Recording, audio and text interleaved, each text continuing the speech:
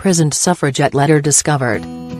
A previously unknown letter from the first suffragette to be jailed in the campaign for the vote has been discovered by an Oxford historian. Written the day after Annie Kenney was released from prison in Manchester in 1905, it is being claimed as the earliest known letter from a woman involved in the militant protests. The letter, to her sister, was found in an archive in Canada. "We don't have anything like this before," said Lindsay Jenkins.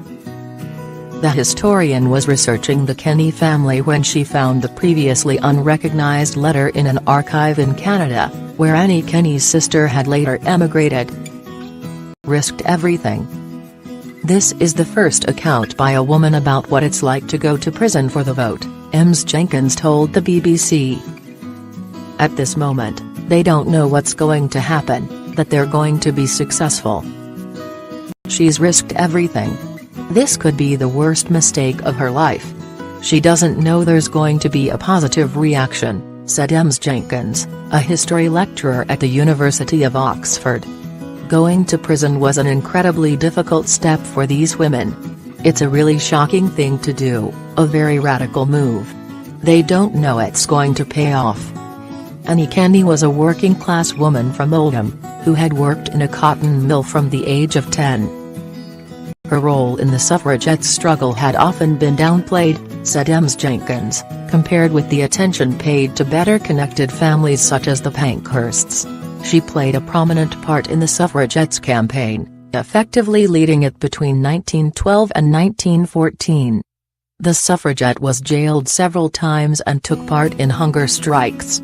But, Ms. Jenkins said, her contribution was often underestimated and poorly understood. Votes for Women placard. Annie Kenney's jailing was seen as a pivotal moment in the campaign for the vote, when the suffragettes moved towards more radical, direct protest.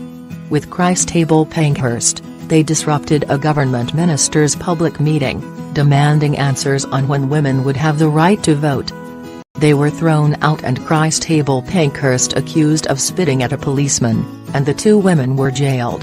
The impact was immediate and international, said Ms. Jenkins, with the protest putting the suffragettes' campaign onto front pages around the world. The protest and the jailing, now seen as the starting point of militant action, also saw the launch of the Votes for Women placards, described by Oxford University as one of the most memorable political slogans of all time. You may be surprised. The letter written by Annie Kenney to her sister Nell was sent from the Pankhurst house in Nelson Street in Manchester. She breaks the news of what has happened by saying, "You may be surprised when I tell you I was released from Strangeways yesterday morning." Annie Kenney says she knows another of her sisters is awfully angry, but there were 100 people to greet her when she left prison and another 2,000 supporters had gathered to hear speeches at a Manchester protest meeting. "Manchester is alive, I can assure you," she tells her sister. But this was also a working-class family that had to think about practicalities as well as politics.